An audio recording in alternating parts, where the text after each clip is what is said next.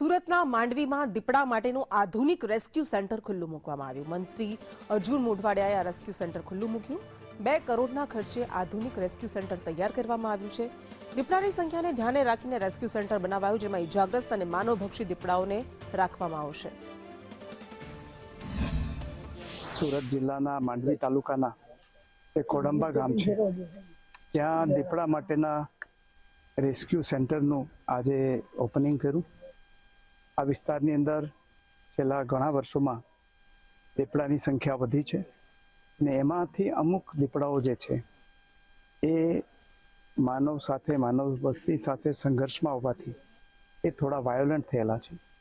તો આવા દીપડાઓને અલગ કરીને એમને આ રેસ્ક્યુ સેન્ટરમાં રાખવામાં આવશે અને એને કારણે જે થોડા માનવ ઉપરના વસાહતો ઉપરના હુમલાઓ બન્યા એને અટકાવી શકાશે।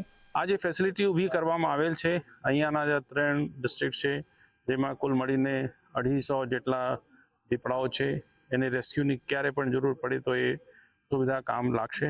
આ સુવિધામાં અત્યારે 5 કેજીસ છે, જેમાં 5 થી 15 દીપડાઓ રાખી શકાય। સાથે સાથે ડૉક્ટર રૂમ છે, ફીડિંગ રૂમ છે અને પોસ્ટમોર્ટમ રૂમ છે।